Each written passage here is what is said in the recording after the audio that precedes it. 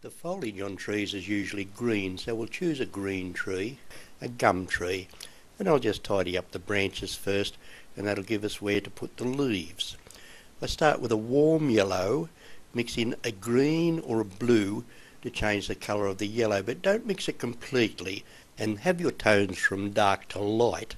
I'll bring a bit of white in there, that'll give us a very light tone for the top of the tree. Then I'll load my round hog bristle brush with dark on one side and light on the other side, and take it to the tree, and we dab it straight on to give us the dab dab brush stroke, and we'll paint mushroom shapes around the top of the tree or umbrella shapes. Bring your darker foliage down over the lighter foliage, don't have it stop on top of the mountain. So dab dab dab dab. You can dab very slowly and learn how if you twist the brush you get dark come off sometimes and you get light come off sometimes. You can practice on a practice board. There's no need to practice on your painting. Practice in any colour, a light colour and a dark colour. Keep your brush well loaded and don't get lazy with your brush strokes. Do them deliberately right. If you just brush it on, it never looks so good.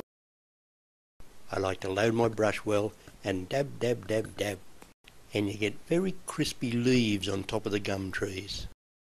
Different trees are painted with different methods, but they're all from light to dark. And you can finish off with a single colour on top. You could use white or pink. I'm using yellow at the moment. Notice the trees in the background are quite dull, so we go over them with a very vibrant colour, and this will give you a lot of contrast and add depth to our painting. This foliage hasn't any branches. We can put them in later with a fine brush loaded with dark and light. Hold your brush with just 2 fingers, and that way you can paint little fine lines for the branches. Now for this closer tree, we have a much closer tree. I've mixed here a very dark green, and I'll run it through the yellow without putting any tint in the yellow. Then we'll dab it on. Now this is a scruffy old brush, but it should give me a good effect. Dab it on bigger than the background trees because this tree is much closer. Make much bigger umbrella shapes and then drag it down a little bit, and that'll give you the drooping leaf look.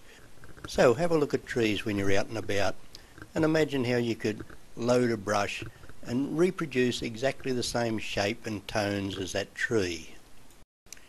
There's so many different trees and different colours and different shapes. So dab dab dab dab. I hope you enjoyed that little lesson. I did. Thank you. Bye.